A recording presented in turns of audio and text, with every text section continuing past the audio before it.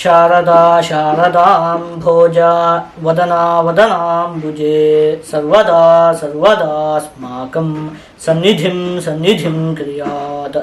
ಸಮಸ್ತ ವೀಕ್ಷಕರಿಗೂ ಮೇ ತಿಂಗಳ ಕರ್ಕಾಟಕ ರಾಶಿಯ ಮಾಸ ಭವಿಷ್ಯದ ಕಾರ್ಯಕ್ರಮಕ್ಕೆ ಸುಸ್ವಾಗತ. ನಾವು ಮೊದಲಿಗೆ ಈ ಮಾಸದಲ್ಲಿ ನಡೆಯುವಂತಹ ಗ್ರಹಗಳ ಬದಲಾವಣೆಗಳ ಬಗ್ಗೆ ತಿಳಿದುಕೊಳ್ಳೋಣ.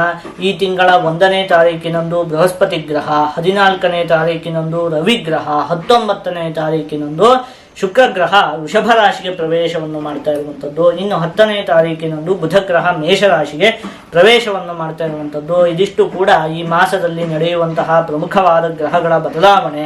ಈಗ ಇದನ್ನೆಲ್ಲ ಆಧರಿಸಿ ಈ ಮಾಸದಲ್ಲಿ ಕರ್ಕಾಟಕ ರಾಶಿಯವರಿಗೆ ಯಾವ ರೀತಿಯಾದಂತಹ ಫಲ ಪ್ರಾಪ್ತಿಯಾಗಲಿದೆ ಅಂತ ಹೇಳಿ ಒಂದೊಂದಾಗಿ ನೋಡ್ತಾ ಹೋಗೋಣ. ಮೊದಲನೇದಾಗಿ ಏನು ಗೊತ್ತಾ, ನೀವು ಅತ್ಯಂತವಾಗಿ ಸಂತೋಷ ಪಡಬೇಕಾಗಿರುವಂತಹ ಒಂದು ವಿಷಯ ಇದೆ. ಅದು ಏನು ಅಂತ ಹೇಳಿ ಆದರೆ ಬೃಹಸ್ಪತಿ ಗ್ರಹ ಈ ಮಾಸದಲ್ಲಿ ಬದಲಾವಣೆಯನ್ನು ಹೊಂದುತ್ತಾ ಇರುವಂಥದ್ದು.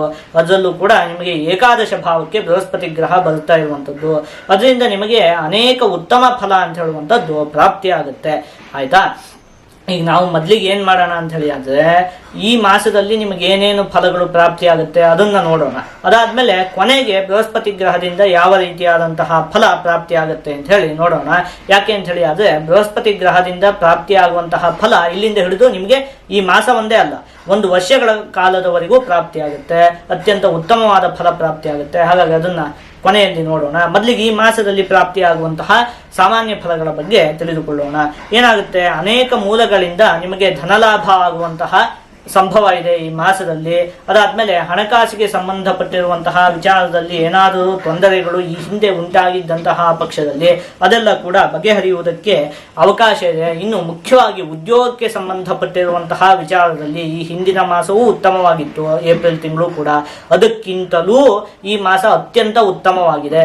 ಆಯ್ತಾ, ಏನಾದ್ರು ಉದ್ಯೋಗಕ್ಕೆಲ್ಲ ಪ್ರಯತ್ನ ಪಡ್ತಾ ಇದ್ರೆ ಈ ಮಾಸ ಅತ್ಯಂತ ಉತ್ತಮವಾಗಿದೆ. ಇಲ್ಲಿಂದ ಮುಂದೆ 1 ವರ್ಷ ಚೆನ್ನಾಗಿದೆ, ಅದರಲ್ಲೂ ಕೂಡ ಈ ಮಾಸವೂ ಕೂಡ ಅತ್ಯಂತ ಉತ್ತಮವಾಗಿದೆ. ಆಯ್ತಾ, ಇನ್ನು ಆಭರಣಗಳಿಗೆ ಸಂಬಂಧಪಟ್ಟಿರುವಂತಹ ವಿಚಾರದಲ್ಲಿ ಅತ್ಯಂತವಾಗಿ ನಿಮಗೆ ಈ ಮಾಸದಲ್ಲಿ ಲಾಭ ಅಂತ ಹೇಳುವಂಥದ್ದು ಉಂಟಾಗುತ್ತೆ. ಅಂದರೆ ಆಭರಣದ ವ್ಯಾಪಾರಿಗಳಿರ್ಬೋದು, ಅವರಿಗೂ ಕೂಡ ಲಾಭ ಉಂಟಾಗುತ್ತೆ. ಅಥವಾ ನೀವೇನಾದರೂ ಬಹುದಿನಗಳಿಂದ ಈ ಆಭರಣವನ್ನು ಖರೀದಿ ಮಾಡಬೇಕು ಅಂತ ಹೇಳಿ ಅಂದುಕೊಂಡು ಅದೆಲ್ಲ ಆಗದೇ ಇದ್ದಂತಹ ಪಕ್ಷದಲ್ಲಿ ಅದೆಲ್ಲ ಆಗುವುದಕ್ಕೆ ಈ ಮಾಸದಲ್ಲಿ ಅವಕಾಶ ಅಂತ ಹೇಳುವಂಥದ್ದು ಇದೆ. ಇನ್ನು ಪಿತ್ರಾರ್ಜಿತವಾದಂತಹ ಆಸ್ತಿಯ ವಿಚಾರದಲ್ಲಿ ಏನಾದರೂ ಸಮಸ್ಯೆಗಳು ಉಂಟಾಗಿದ್ದಂತಹ ಪಕ್ಷದಲ್ಲಿ ಅದೆಲ್ಲ ಬಗೆಹರಿಯುವುದಕ್ಕೂ ಕೂಡ ನಿಮಗೆ ಈ ಮಾಸದಲ್ಲಿ ಅತ್ಯಂತವಾಗಿ ಅವಕಾಶ ಇದೆ. ಇನ್ನು ಈ ಮಾಸದಲ್ಲಿ ಮುಖ್ಯವಾಗಿ ನೀವು ಅನೇಕ ಐಷಾರಾಮಿ ವಸ್ತುಗಳನ್ನು ಖರೀದಿ ಮಾಡ್ತೀರಿ. ಇನ್ನು ಮುಖ್ಯವಾಗಿ ಒಂದು ವಿಷಯ ಏನು ಅಂತ ಹೇಳಿ ಆದರೆ ವಾಹನವನ್ನು ಚಲಾಯಿಸುವಂತಹ ಒಂದು ಸಂದರ್ಭದಲ್ಲಿ ಇದೊಂದು ಮಾಸದಲ್ಲಿ ನೀವು ಒಂದು ಸ್ವಲ್ಪ ಜೋಪಾನವಾಗಿರಬೇಕು. ಇನ್ನು ಉಳಿದಿದ್ದೆಲ್ಲ ಈ ಹಿಂದೆ ಯೋಚನೆ ಮಾಡಿದಂತೆ ಅತ್ಯಂತ ಉತ್ತಮವಾಗಿದೆ. ಇನ್ನು ಮುಖ್ಯವಾಗಿ ಇನ್ನೊಂದು ವಿಷಯ ಏನು ಗೊತ್ತಾ, ಈ ಬೃಹಸ್ಪತಿ ಗ್ರಹ ಮತ್ತೆ ರವಿಗ್ರಹ ಎರಡೂ ಕೂಡ ನಿಮಗೆ ಏಕಾದಶ ಭಾವದಲ್ಲಿ ಸ್ಥಿತವಾಗಿರುವಂಥದ್ದು ಒಂದು. ಅದಾದ್ಮೇಲೆ ವೃಷಭ ರಾಶಿಯಲ್ಲಿ ಅದೇ ಈ ಹಿಂದೆಯೇ ಹೇಳಿದಂತೆ ಈ ಬೃಹಸ್ಪತಿ ಗ್ರಹ ಮತ್ತೆ ರವಿಗ್ರಹ ಎರಡೂ ಕೂಡ ಒಟ್ಟಿಗೆ ಸ್ಥಿತವಾಗಿರುವಂಥದ್ದು. ಅದರಿಂದ ನಿಮಗೆ ಅನೇಕ ವಿಧವಾಗಿ ಶುಭ ಫಲ ಅಂತ ಹೇಳುವಂಥದ್ದು ಪ್ರಾಪ್ತಿಯಾಗುತ್ತೆ. ಅವಾಗ ಏನು ಹೇಳಿರುವಂಥದ್ದು, ಗುರುಭಾಸ್ಕರಯೋ ಲಗ್ನೆ ಸಂಯೋಗೆ ಧರ್ಮ ಕರ್ಮ ಲಾಭೇವ ಆಜ್ಞಾಬಲೈಹಿ ಸಮೇತಃ ವಿಖ್ಯಾತೋ ದುರ್ಗತಶ್ಚ ಸಂಜಾತಃ ಅಂತ ಹೇಳಿರುವಂಥದ್ದು. ಮುಖ್ಯವಾಗಿ ಆಜ್ಞಾಬಲೈಹಿ ಸಮೇತಃ, ನಿಮ್ಮ ಮಾತಿಗೆ ನಿಮ್ಮ ಆಜ್ಞೆಗೆ ಒಂದು ಬೆಲೆ ಅಂತ ಹೇಳುವಂಥದ್ದು ಪ್ರಾಪ್ತಿಯಾಗುತ್ತೆ. ವಿಖ್ಯಾತಃ, ನಿಮಗೆ ಒಂದು ಪ್ರಸಿದ್ಧಿ ಅಂತ ಹೇಳುವಂಥದ್ದು ಕೂಡ ಪ್ರಾಪ್ತಿಯಾಗುತ್ತೆ. ಇನ್ನೇನು ಹೇಳಿರುವಂಥದ್ದು, ಬಹುಧರ್ಮ ನೃಪಸಚಿವ ಸುಬುದ್ಧಿಮಾನ್ ಮಿಚ್ಚ ಸಂಪ್ರಾಪ್ತಾರ್ಥ. ಬಹುಧರ್ಮ, ನೀವು ಅನೇಕ ಧಾರ್ಮಿಕ ಕಾರ್ಯಗಳಲ್ಲಿ ನಿಮ್ಮನ್ನು ನೀವು ತೊಡಗಿಸಿಕೊಳ್ತೀರಿ. ಅದಾದ್ಮೇಲೆ ನೃಪಸಚಿವ, ಮೇಲಧಿಕಾರಿಗಳೊಂದಿಗೆ ಏನಾದರೂ ವೈಮನಸ್ಯಗಳೆಲ್ಲ ಉಂಟಾಗಿದೆ ಅದೆಲ್ಲ ಬಗೆಹರಿಯುತ್ತೆ. ಅವರ ಸಂಬಂಧ ಅಂತ ಹೇಳುವಂಥದ್ದು ಉತ್ತಮವಾಗುತ್ತೆ. ಅದಾದ್ಮೇಲೆ ಬುದ್ಧಿಯೂ ಕೂಡ ತೀಕ್ಷ್ಣವಾಗುತ್ತೆ. ಮಿಚ್ಚ ಸಂಪ್ರಾಪ್ತಾರ್ಥ ಅಂದರೆ ಸ್ನೇಹಿತರಿಂದ ಒಂದಷ್ಟು ನಿಮಗೆ ಲಾಭ ಅಂತ ಹೇಳುವಂಥದ್ದು ಕೂಡ ಉಂಟಾಗುತ್ತೆ ಅಂತ ಹೇಳಿರುವಂಥದ್ದು. ಆಯ್ತಾ, ಇದಿಷ್ಟು ಕೂಡ ನಿಮಗೇನು ಮುಖ್ಯವಾಗಿ ಈ ಮಾಸದಲ್ಲಿ ನಿಮಗೆ ಪ್ರಾಪ್ತಿಯಾಗುವಂತಹ ಫಲಗಳು. ಈಗ ಮುಖ್ಯವಾಗಿ ಬೃಹಸ್ಪತಿ ಗ್ರಹ ಒಂದು ಬದಲಾವಣೆ ಆಗ್ತಿದೆಯಲ್ಲ ಈ ಮಾಸದಲ್ಲಿ, ಅದರಿಂದ ಏನು ಫಲ ಪ್ರಾಪ್ತಿ ಆಗುತ್ತೆ, ಇನ್ನು 1 ವರ್ಷಗಳ ಕಾಲ ನಿಮಗೆ ಏನು ಫಲ ಪ್ರಾಪ್ತಿ ಆಗುತ್ತೆ ಅದನ್ನೇ ಈಗ ನೋಡೋಣ. ಆಯ್ತಾ, ಅದಕ್ಕಿಂತ ಮುಂಚೆ ನಾವೀಗ ಅದನ್ನ ಯಾವ ರೀತಿಯಾಗಿ ನೋಡೋಣ ಅಂತ ಹೇಳಿ ಆದರೆ ಇಲ್ಲಿಯವರೆಗೆ ನಿಮಗೆ ದಶಮ ಭಾವದಲ್ಲಿ ಬೃಹಸ್ಪತಿ ಗ್ರಹದ ಸ್ಥಿತಿ ಇತ್ತು. ಈ ಹಿಂದೆ 1 ವರ್ಷಗಳ ಕಾಲ ನಿಮಗೆ ಯಾವ ರೀತಿಯಾದಂತಹ ಫಲ ಪ್ರಾಪ್ತಿ ಆಯಿತು ಅಂತ ಹೇಳಿ ಮೊದಲು ನೋಡೋಣ. ಅದಾದ್ಮೇಲೆ ಮುಂದೆ ಯಾವ ರೀತಿಯಾದಂತಹ ಫಲ ಪ್ರಾಪ್ತಿ ಆಯಿತು ಅಂತ ಹೇಳಿ ನೋಡೋಣಂತೆ. ಈಗ ಮೊದಲು ಈ ಹಿಂದೆ 1 ವರ್ಷಗಳ ಕಾಲ ಏನೇನಾಯಿತು, ದಶಮ ಭಾವದಲ್ಲಿ ಬೃಹಸ್ಪತಿ ಗ್ರಹ ಇರುವಂತಹ ಸಂದರ್ಭದಲ್ಲಿ ಧಾನ್ಯನಾಶ, ಧನಚ್ಛೇದ, ವೃಥಾ ಸಂಚಲನಂ ಭಯಂ, ಸ್ವಜನೈರ್ದೂಷಣಂಚೈವ ದಶಮಸ್ಥೆ ಯದಾ ಗುರುಹು ಅಂತ ಹೇಳಿರುವಂಥದ್ದು. ಧಾನ್ಯನಾಶ, ಧನಚ್ಛೇದ, ಮುಖ್ಯವಾಗಿ ಹಣಕಾಸಿಗೆ ಸಂಬಂಧಪಟ್ಟಿರುವಂತಹ ವಿಚಾರದಲ್ಲಿ ಒಂದಷ್ಟು ನಿಮಗೆ ಸಮಸ್ಯೆಗಳು ಉಂಟಾಯಿತು. ಅದಾದ್ಮೇಲೆ ವೃಥಾ ಸಂಚಲನಂ, ಸುಮ್ಮನೆ ಓಡಾಟಗಳು ಉಂಟಾಯಿತು ಅಂತ. ಅಂದರೆ ನೀವು ಯಾವುದೋ ಒಂದು ಕೆಲಸ ಆಗುತ್ತೆ ಅಂತ ಹೇಳಿ ಯಾವುದೋ ಒಂದು ಪ್ರದೇಶಕ್ಕೆ ಹೋಗ್ತೀರಿ, ಅದು ಆಗದೇ ಇಲ್ಲ. ನಾಳೆ ಬನ್ನಿ ಅಂತ ಹೇಳ್ತಾರೆ, ಮತ್ತೆ ನೀವು ನಾಳೆ ಹೋಗ್ತೀರಿ, ಅದು ಆಗೋದಿಲ್ಲ. ಸುಮ್ಮನೆ ಓಡಾಟಗಳು, ಪ್ರಯೋಜನ ಇಲ್ಲ. ಆಯ್ತಾ? ಭಯಂ, ಏನೋ ಒಂದು ಅವ್ಯಕ್ತವಾದಂತಹ ಭಯ, ಅಯ್ಯೋ ಮುಂದೆ ಜೀವನ ಹೇಗೆ, ಈ ರೀತಿಯಾಗಿ ಮನಸ್ಸಿಗೆ ಒಂದು ರೀತಿಯಾದಂತಹ ಭಯ.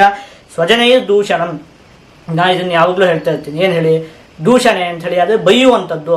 ಏನು, ಯಾರಾದರೂ ನಮಗೆ ಬೈದ್ರೆ ಏನಾಗುತ್ತೆ ಹೇಳಿ, ಅತ್ಯಂತ ಬೇಜಾರಾಗುತ್ತೆ. ಆದರೆ ಅದಕ್ಕಿಂತ ಬೇಜಾರಾಗುವಂಥದ್ದು ಯಾವ ಗೊತ್ತಾ, ಸ್ವಜನೈಹಿ ದೂಷಣಂ, ತಮ್ಮ ಜನಗಳಿಂದಲೇ ದೂಷಣೆ.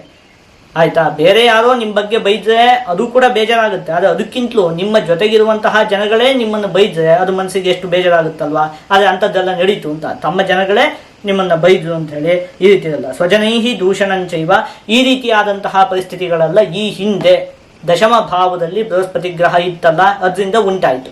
ಈಗೇನಾಗ್ತಿದೆ, ಈ ತಿಂಗಳಲ್ಲಿ ಅದು ನಿಮಗೆ ಏಕಾದಶ ಭಾವಕ್ಕೆ ಪ್ರವೇಶವನ್ನು ಮಾಡ್ತಾ ಇರುವಂಥದ್ದು. ಹಾಗಾಗಿ ಇನ್ನು 1 ವರ್ಷಗಳ ಕಾಲ ಅದು ನಿಮಗೆ ಏಕಾದಶ ಭಾವದಲ್ಲಿ ಸ್ಥಿತವಾಗಿರುತ್ತೆ. ಆಯ್ತಾ? ಅದರಿಂದ ನಿಮಗೆ ಅತ್ಯಂತ ಉತ್ತಮವಾದ ಫಲ ಅಂತ ಹೇಳುವಂಥದ್ದು ಇನ್ನು 1 ವರ್ಷಗಳ ಕಾಲ ನಿಮಗೆ ಪ್ರಾಪ್ತಿಯಾಗುತ್ತೆ. ಅದೇನು ನೋಡೋಣ. ಏಕಾದಶ ಭಾವದಲ್ಲಿ ಇರುವಂತಹ ಸಂದರ್ಭದಲ್ಲಿ ಯಶೋ ವೃದ್ಧಿ ಬಲಂತೇಜ ಸರ್ವತ್ರ ವಿಜಯ ಸುಖಂ ಶತ್ರುನಾಶೋ ಮಂತ್ರಸಿದ್ಧಿರ್ ಏಕಾದಶಗತೆ ಗುರು ಅಂತ ಹೇಳಿರುವಂಥದ್ದು. ಮುಖ್ಯವಾಗಿ ಏನಾಗುತ್ತೆ, ಯಶೋ ವೃದ್ಧಿ ಬಲಂ, ನಿಮ್ಮ ಒಂದು ಕೀರ್ತಿ ಅಂತ ಹೇಳುವಂಥದ್ದು ಏನು ಹೆಚ್ಚಾಗುತ್ತೆ, ನಿಮಗೆ ಒಂದು ಪ್ರಸಿದ್ಧಿ ಅಂತ ಹೇಳುವಂಥದ್ದು ಪ್ರಾಪ್ತಿಯಾಗುತ್ತೆ. ಸರ್ವತ್ರ ವಿಜಯ, ನೀವು ಮಾಡುವಂತಹ ಎಲ್ಲ ಕೆಲಸ ಕಾರ್ಯಗಳಲ್ಲೂ ನಿಮಗೆ ವಿಜಯ ಅಂತ ಹೇಳುವಂಥದ್ದು ಪ್ರಾಪ್ತಿಯಾಗುತ್ತೆ. ಸುಖ ಅಂತ ಹೇಳುವಂಥದ್ದು ಕೂಡ ಪ್ರಾಪ್ತಿಯಾಗುತ್ತೆ. ಶತ್ರುನಾಶ, ಶತ್ರುಗಳಿಂದ ಉಂಟಾಗುತ್ತಿದ್ದಂತಹ ಸಮಸ್ಯೆಗಳು ಬಗೆಹರಿಯುತ್ತೆ. ಅದಾದ್ಮೇಲೆ ಮಂತ್ರಸಿದ್ಧಿಗೆ, ಆದಷ್ಟು ಏನು ಆಧ್ಯಾತ್ಮಿಕ ವಿಷಯಗಳಲ್ಲಿ ನಿಮಗೆ ಆಸಕ್ತಿ ಅಂತ ಹೇಳುವಂಥದ್ದು ಕೂಡ ಉಂಟಾಗುತ್ತೆ. ಇಷ್ಟೊಂದು ಉತ್ತಮವಾದ ಫಲಗಳು ಇನ್ನು ನಿಮಗೆ ಬೃಹಸ್ಪತಿ ಗ್ರಹದಿಂದ ಇನ್ನು 1 ವರ್ಷಗಳ ಕಾಲದವರೆಗೆ ಪ್ರಾಪ್ತಿಯಾಗುತ್ತೆ. ಆಯ್ತಾ? ಮುಖ್ಯವಾಗಿ ನಿಮಗೆ ಏನು ಉದ್ಯೋಗದ ವಿಚಾರದಲ್ಲಿ ಒಂದಷ್ಟು ಸಮಸ್ಯೆಗಳೆಲ್ಲ ಉಂಟಾಗಿತ್ತಲ್ಲ ದಶಮ ಭಾವದಲ್ಲಿ ಇದ್ದಂತಹ ಸಂದರ್ಭದಲ್ಲಿ, ಅದೆಲ್ಲ ಬಗೆಹರಿಯುತ್ತೆ. ಆಯ್ತಾ? ಇನ್ನು 1 ವರ್ಷಗಳ ಕಾಲ ನಿಮಗೆ ಅತ್ಯಂತ ಉತ್ತಮವಾದಂತಹ ಫಲ ಅಂತ ಹೇಳುವಂಥದ್ದು ಪ್ರಾಪ್ತಿಯಾಗುತ್ತೆ. ಇದ್ರ ಬಗ್ಗೆ ಇನ್ನು ವಿಸ್ತಾರವಾಗಿ ನಾನು ಈ ವರ್ಷದ ಭವಿಷ್ಯವನ್ನು ಯೋಚನೆ ಮಾಡುವಂತಹ ಸಂದರ್ಭದಲ್ಲಿ ಈ ಹಿಂದೆಯೇ ಯೋಚನೆ ಮಾಡಿದ್ದೇನೆ. ಅಲ್ಲಿ ನೀವು ನೋಡಬಹುದು. ಇದ್ರ ಬಗ್ಗೆ ವಿಸ್ತಾರವಾಗಿ ನೀವು ತಿಳಿದುಕೊಳ್ಳುವಂತಹ ಆಸಕ್ತಿಯನ್ನು ಹೊಂದಿದ್ದಂತಹ ಪಕ್ಷದಲ್ಲಿ ಅಲ್ಲಿ ನೀವು ಇನ್ನೊಂದು ಸಲ ಬೇಕಾದರೆ ನೋಡಿಕೊಳ್ಳಬಹುದು. ಒಟ್ಟಿನಲ್ಲಿ ಏಕಾದಶ ಭಾವದಲ್ಲಿ ಇರೋದ್ರಿಂದಾಗಿ ನಿಮಗೆ ಇಲ್ಲಿಂದ ಮುಂದೆ ಈ ತಿಂಗಳು ಉತ್ತಮವಾದ ಫಲ ಪ್ರಾಪ್ತಿಯಾಗುತ್ತೆ. ಇನ್ನು ಮುಂದೆ 1 ವರ್ಷಗಳ ಕಾಲದವರೆಗೆ ಬೃಹಸ್ಪತಿ ಗ್ರಹದಿಂದ ಏನು ಹೇಳಿ ಅತ್ಯಂತ ಉತ್ತಮವಾದ ಫಲ ಅಂತ ಹೇಳುವಂಥದ್ದು ಪ್ರಾಪ್ತಿಯಾಗುತ್ತೆ. ಒಟ್ಟಿನಲ್ಲಿ ಹೇಳಬೇಕು ಅಂತೇಳಿ ಆದರೆ ನಿಮಗೆ ಒಂದು ರೀತಿಯಲ್ಲಿ ಇಷ್ಟು ದಿವಸ ತುಂಬ ಕಷ್ಟ ಇತ್ತು, ಅದೀಗ ಎಷ್ಟೋ ಪಾಲು ಮುಗೀತು ಅಂತ ಹೇಳಬಹುದು. ಅಷ್ಟಮ ಶನಿ ಎಲ್ಲ ಇದೆ, ಅದಕ್ಕೆ ಹೇಳಿದ್ದು ಪೂರ್ತಿ ಯೋಚನೆ ಮಾಡುವಂತಹ ಪೂರ್ತಿ ವಿಚಾರವನ್ನು ಯೋಚನೆ ಮಾಡಬೇಕು ಅಂತ ಹೇಳಿ ಆದರೆ ಒಂದು ಸಲ ವರ್ಷ ಭವಿಷ್ಯವನ್ನು ಈ ಹಿಂದೆ ಹೇಳಿರುವಂಥದ್ದು ನೋಡ್ಕೊಳ್ಬಹುದು. ಆದರೆ ನಿಮಗಿರುವಂತಹ ಅರ್ಧಕ್ಕರ್ಧ ಸಮಸ್ಯೆಗಳೇ ಮುಗಿದು ಹೋಗುತ್ತೆ. ಆಯ್ತಾ? ಈಗ ಬೃಹಸ್ಪತಿ ಗ್ರಹ ಅತ್ಯಂತ ಉತ್ತಮವಾಗಿ ಸ್ಥಿತವಾಗಿರೋದ್ರಿಂದಾಗಿ ಈಗೇನು ಮಾಡೋಣ, ಈಗ ಇದನ್ನೆಲ್ಲ ಯೋಚನೆ ಮಾಡಿದ್ವಲ್ಲ, ಇದನ್ನೆಲ್ಲ ಒಟ್ಟು ಸೇರಿಸಿ ಈ ಮಾಸದಲ್ಲಿ ನಿಮಗೆ ಯಾವ ವಿಚಾರದಲ್ಲಿ ಯಾವ ರೀತಿಯಾದಂತಹ ಫಲ ಪ್ರಾಪ್ತಿ ಆಗುತ್ತೆ ಅಂತ ಹೇಳಿ ಒಂದೊಂದಾಗಿ ನೋಡ್ತಾ ಹೋಗೋಣ. ಮೊದಲನೇದಾಗಿ ಆರೋಗ್ಯ, ಕುಟುಂಬ, ವಿದ್ಯೆ, ಹಣ, ಉದ್ಯೋಗ. ಆಯ್ತಾ? ಪ್ರತಿ ವಿಚಾರದಲ್ಲಿಯೂ ಈ ಮಾಸ ಅತ್ಯಂತ ಉತ್ತಮವಾಗಿದೆ. ನೀವು ಯಾವುದಕ್ಕೂ ಕೂಡ ಯೋಚನೆ ಮಾಡುವಂತಹ ಅವಶ್ಯಕತೆ ಇಲ್ಲ. ಏನು ಮಾಡ್ಬೇಕು, ನೀವು ಆದಷ್ಟು ದುರ್ಗಾದೇವಿಯ ಒಂದು ಆರಾಧನೆಯನ್ನು ಮಾಡಬೇಕು. ಹಾಗೆ ಮಾಡೋದ್ರಿಂದ ನಿಮಗೆ ಇನ್ನೂ ಕೂಡ ಅಭಿವೃದ್ಧಿ ಅಂತ ಹೇಳುವಂಥದ್ದು ಉಂಟಾಗುತ್ತೆ.